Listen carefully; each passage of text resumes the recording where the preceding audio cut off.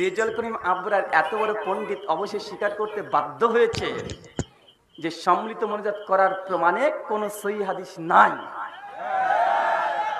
যদি কেউ করে পাবন্দ সহকারে তাহলে বিদআত হবে। আলহামদুলিল্লাহ বলেন। নামাজের পরে যে মুনাজাত, এটা আলাদা একটা ইবাদত। নামাজ এক ইবাদত, মুনাজাত আলাদা একটা ইবাদত। মুনাজাত করতেই হবে এটাও বলা যাবে না। মুনাজাত আলাদা একটা ইবাদত। যদি নামাজের অংশ মনে করা হয় তাহলে নিঃসন্দেহে বেদাত হবে, কারণ সালামের দ্বারাই নামাজ শেষ। এরপর এটা করা জরুরি না। ইমাম হাত তুলেছে, বাকি যদি মুসল্লি একজনও হাত না তুলে সমস্যা নাই। এটা এখানে ইমামের ইক্তেদা করা হচ্ছে না যে একই সঙ্গে হাত তুলতে হবে, একই সঙ্গে আবার হাত মুছতে হবে, কোনো বাধ্যবাধকতা নাই, বিষয়টা স্বাধীন। করে যে মোনাজাত করা এটা কি ফরজ, ওয়াজিব? সালাম, নামাজ শুরু হবে আল্লাহু আকবার দিয়ে, নামাজ শেষ হবে সালাম দিয়ে, এই শেষ। কেউ যদি সালামের পরে মোনাজাত করে আল্লাহর কাছে করে, অসুবিধা নেই। নবীজি মোনাজাত করেছিলেন মাঝে মাঝে, কোনো সময় কেউ হারাম বলতে পারবেন না। সমস্যা হচ্ছে আমাদের বাংলাদেশে প্রতি সালাতের পরেই, ফরজ সালাতের পরেই আসসালামু আলাইকুম ওয়া রাহমাতুল্লাহ, আসসালামু আলাইকুম ওয়া রাহমাতুল্লাহ, ইমাম সাহেব সালাম ফেরানোর পরেই যে আল্লাহুম্মা আমিন বিরহমাতিকা ইয়া আরহামার রাহিমিন, এই যে প্র্যাকটিসটা আমাদের দেশে হচ্ছে, এইভাবে কিন্তু সাহাবাদের সময় এবং বিশ্বনবীর সালাতের পরে এভাবে মুনাজাত হতো না।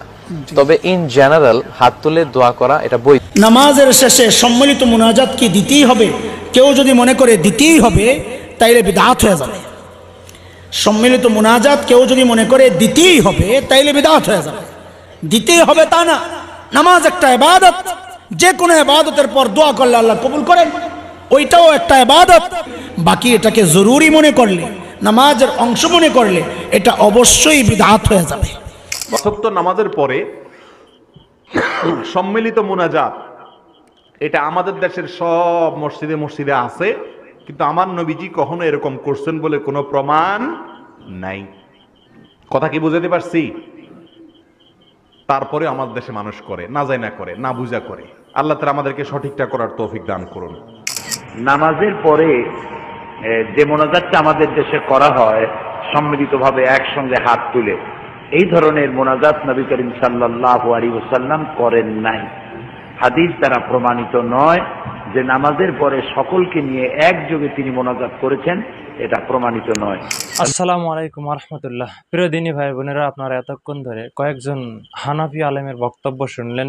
তারা স্পষ্ট বলছেন যে ফরজ সালাতের পরে মোনাজাত করা এটা হাদিস দ্বারা প্রমাণিত নয়। রাসূল সাল্লাল্লাহু আলাইহি সাল্লাম করেছে এই মর্মে কোনো সহিহ বর্ণনাও নেই। তো এটা নিয়ে আমাদের বাড়াবাড়ি করার উচিত নয়। দেখুন, ফরজ সালাতের পরে রাসূল সাল্লাল্লাহু আলাইহি সাল্লাম অসংখ্য দোয়া করেছে। আমাদের উচিত সেই সব দোয়াগুলো পড়া, যেমন আয়াতুল কুরসি, সুবহানাল্লাহ 33 বার, আলহামদুলিল্লাহ 33 বার, আল্লাহু আকবার 33 বার, তারপরে লা ইলাহা ইল্লাল্লাহু ওয়াহদাহু লা শারীকা লাহু লাহুল মুলকু ওয়া লাহুল হামদু ওয়া হুয়া আলা কুল্লি শাইইন কাদির, এই দিয়ে 100 বার। অসংখ্য দোয়া রয়েছে, আমাদের উচিত এই সব দোয়াগুলো পড়া। রাসূল সাল্লাল্লাহু আলাইহি সাল্লাম বলেছে, কেউ যদি ফরজ সালাতের পরে আয়াতুল কুরসি পাঠ করে সে ব্যক্তি জান্নাতে চলেই গেছে। ঢোকেনি কি জন্য? মরেনি এই জন্য, মানে মরলেই জান্নাত। আমাদের উচিত এই সব দোয়াগুলো পাঠ করা। ফরজ সালাতের পরে মোনাজাত নিয়ে বাড়াবাড়ি করা আমাদের উচিত নাই। দেখুন, যেটা রাসূল সাল্লাল্লাহু আলাইহি সাল্লাম করেননি সেটা না করাই আমাদের জন্য উত্তম, যেটা করেছে সেটা করাই আমাদের জন্য আবশ্যক। তো চলুন আমরা আরো কয়েকজন আলেমের বক্তব্য শুনে আসি এ ব্যাপারে। মুনাজাত একটা ইবাদত, নামাজ একটা ইবাদত। তো নামাজ নামক ইবাদতের পর রাসূলুল্লাহ সাল্লাল্লাহু আলাইহি ওয়াসাল্লামের আলাদা কিছু ইবাদত আছে। ইবাদতগুলো আমাদের মুসলমানদের করা দরকার। কানা রাসূলুল্লাহ সাল্লাল্লাহু আলাইহি ওয়াসাল্লাম ইদান সারাফা মিন সালাতিহি ইস্তাগফারা সালাস। নবীজি যখন নামাজের সালাম ফিরাইতেন, সালাম ফিরানোর পর নবীজি 3 বার ইস্তেগফার পাঠ করতেন। সুম্মা ক্বালা আল্লাহুম্মা আনতাস সালাম ওয়া মিনকাস সালাম তাবারাকতা ইয়া যাল জালালি ওয়াল ইকরাম। এরপর নবীজি বলতেন, আল্লাহুম্মা আনতাস সালাম, হে আল্লাহ আপনি শান্তি, ওয়া মিনকাস সালাম, আপনার পক্ষ থেকেই শান্তি, তাবারাকতা ইয়া যাল জালালি ওয়াল ইকরাম, হে মহামহিম, মহা অনুভব, মহানুভবের অধিকারী আল্লাহ, আপনি বরকতময়। এই দোয়াটা আমাদের নবীজি ফরজ নামাজের সালাম ফিরানোর পরে করতেন। বুখারী শরীফের 844 নম্বর হাদিসের বর্ণনা। এই হাদিসের মধ্যে আসছে নবীজি সালাম ফিরানোর পর নবীজি পড়তেন লা ইলাহা ইল্লাল্লাহু ওয়াহদাহু লা শারীকা লাহ, লাহুল মুলকু ওয়া লাহুল হামদু ওয়া হুয়া আলা কুল্লি শাইইন কাদির। বলার পর আল্লাহ নবী বলতেন আল্লাহুম্মা লা মানিআ লিমা আ'তাইতা ওয়া লা মু'তিয়া লিমা মানা'তা ওয়া লা ইয়ানফা'ু যাল জাদ্দি মিনকাল জাদ। ফরজ নামাজের পর যেই ব্যক্তি 33 বার বলবে সুবহানাল্লাহ, 33 বার বলবে আলহামদুলিল্লাহ, 33 বার বলবে আল্লাহু আকবার। আল্লাহ নবী বলেন 33 বার 99 পড়ার পর 100তম বার যেই ব্যক্তি বলবে লা ইলাহা ইল্লাল্লাহু ওয়াহদাহু লা শারীকা লাহ, লাহুল মুলকু ওয়া লাহুল হামদু ওয়া হুয়া আলা কুল্লি শাইইন কাদির, এটা পড়ার সাথে সাথে গফিরাত খাতায়াহু ওয়া ইন কানাত মিসলা জাবাদিল বাহ। আল্লাহ নবী বলেন সমুদ্রের ফেনা পরিমাণ গুনাহ যদি থাকে ওই গুনাহ আল্লাহ মাফ করে দেয়। অনেক জায়গাতে মুনাজাত নিয়ে আমাদের সঙ্গে দ্বন্দ্ব ঝামেলা মারামারি আছে। বাংলাদেশে একজন হানাফি মাযহাবের বড় মাপের একজন আলেম আছে, যাকে অনেকেই আমি একটা নাম দিয়েছি, যার নাম হচ্ছে গরিবের তাকি উসমানী। নাম শুনেন নাই? গরিবের আবু হানিফা নাম শুনেন নাই? রেজাউল করিম আবরার নাম শুনেছেন?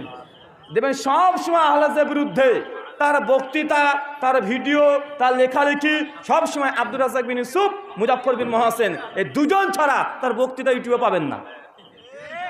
আছে না? কথা বলেন। তিনি একটা বই লিখেছেন, আমার কাছে বইটা আছে, আপনি কিভাবে নামাজ পড়বেন, বাংলাদেশেরই প্রকাশনী, তার লেখা। বইটা আমি কিনেছি 230 টাকা দিয়ে, ইন্ডিয়ান টাকা, বাংলাদেশ করলে প্রায় 400 টাকার কাছাকাছি হয়ে যাবে। 230 টাকা দিয়ে বইটা কিনেছি। তিনি যেহেতু বই লিখেছেন হানাফি মাযহাব আপনি কিভাবে নামাজ পড়বেন, আমি পড়তে পড়তে এক পর্যায়ে এসে সম্মিলিত মুনাজাত প্রসঙ্গে দেখলাম যে তারা কি বলছে। কারণ এরা হচ্ছে টাটকা বিদাতি, এরা বিদাতকে প্রমোট করার জন্য জয়ীফ হাদিস দিয়ে দলিল দেয়। ভাই দেয় কি দেয় না? কথা বলেন। দেয়। তো তার বই পড়তে পড়তে 159 নম্বর পৃষ্ঠে আসলাম। এটা কোনো আহলে হাদিসদের বই নয়, এটা কাদের বই? এটা হানাফি দেওবন্দীদের বই, তাদের বই, যারা বিদাতকে হাসানা বলে অনেক বিদাত করে চলে যায়। আছে না নাই? দেখেন মেম্বার সাহেব, এটা না চেয়ারম্যান, মাশাআল্লাহ চেয়ারম্যান সাহেব বসে আছে পাশে। এটা হচ্ছে আমাদের হানাফি ভাইদের বই, আপনি কিভাবে নামাজ পড়বেন। মুফতি রেজাউল করিম আবরার অনুবাদ করেছেন এবং সংযোজন করেছেন। তিনি আলোচনা করছেন মুনাজাত প্রসঙ্গে। পড়বো? কথা বলেন। দেখেন আমাদের আহলে হাদিসের কথা আমি বাদে দিলাম, আমরা তো অনেক স্পর্শকাতর বিষয়। যারা বেদাতি তারা মুনাজাত নিয়ে কি কথা বলছে দেখেন, তাদের গবেষণা দেখে নেন। নোট মানে কোরআন হাদিস দিয়ে আলোচনা করার পরে নোট মানে এখানে কি বুঝলাম কোরআন থেকে, নোট মানে কি পয়েন্ট টু বি নোটেড, তুমি সারমর্ম দেখো, মানে কোরআন হাদিস থেকে কি বোঝাতে চেষ্টা করছে লিখছেন। দেখেন চেয়ারম্যান সাহেব লক্ষ্য করবেন আমি ভুল ভাল পড়ছি কিনা। বর্তমান যুগে নামাজের পরে মোনাজাতকে যেভাবে গুরুত্ব দেওয়া হয় মনে হয় দোয়া যেন নামাজের অংশ। এটা কিন্তু আমাদের বই নয়, কাদের বই? হানাফি দেওবন্দি মাযহাবের বই। কোনো ইমাম দোয়া না করলে তাকে অভিসম্পদ করা হয়, মানে তার জন্য বদনাম করা হয়। এটা সঠিক নয়, লেখক বলছে এটা সঠিক নয়। কেননা আহলে ইলমদের নিকট, মানে জ্ঞানীদের নিকটে, আলেম ওলামাদের নিকটে, আহলে ইলমদের নিকট স্বীকৃত মূলনীতি হলো ওয়াজিব নয় এমন জিনিসকে ওয়াজিব বানিয়ে ফেলা অথবা ওয়াজিবের মতো গুরুত্ব দেওয়া বেদাত হওয়ার জন্য যথেষ্ট। কথা কি বুঝতে পারলেন? একটা উসুল দিয়েছেন, যে জিনিসটা ওয়াজিব নয়, মানে খুব বেশি জরুরত নেই, জরুরি নয়, কিন্তু তাগিদ দিয়ে করা, এটা এক ধরনের বিদাত হয়ে যাবে। গুরুত্ব ছাড়া মানুষদেরকে শেখানোর জন্য নামাজের পর দোয়া করা হয় তাহলে সেটা ঠিক আছে। কি বললো? কথা বলেন। মানুষকে শেখানোর জন্য যদি ইমাম সাহেব কোনো কোনো সময়তে দোয়া পড়ে তাহলে ঠিক আছে, সব সময় না কিন্তু, জাস্ট মনে শেখানোর জন্য। কিসের জন্য? শেখানোর জন্য। কারণ অনেক মুসল্লি আছে তা জানে না, শেখানোর উদ্দেশ্যে দোয়া যদি মাঝে মাঝে পড়ে ঠিক আছে,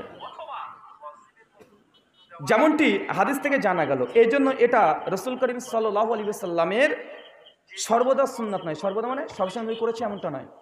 2 যদি হতো তাহলে তা মুতাওয়াতির সনদের মধ্যে প্রমাণিত হতো। মুতাওয়াতির মানে যদি আল্লাহ নবী নামাজের পরে মুনাজাত করতেন তাহলে অনেক সাহাবীরা বর্ণনা করতেন, কমপক্ষে 10 জন সাহাবীরা এই হাদিসকে বর্ণনা করতেন নবী করেছেন বলে। কথা কি বুঝতে পারছেন?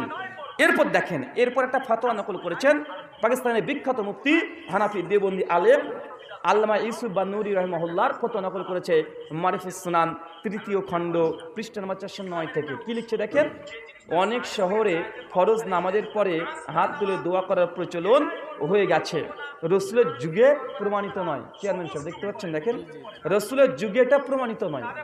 বলছে অনেক শহরে দেখা যায় ফরজ নামাজের পরে মুনাজাত করতে, কিন্তু আল্লাহ রসুলের যুগে এটা প্রমাণিত নয়।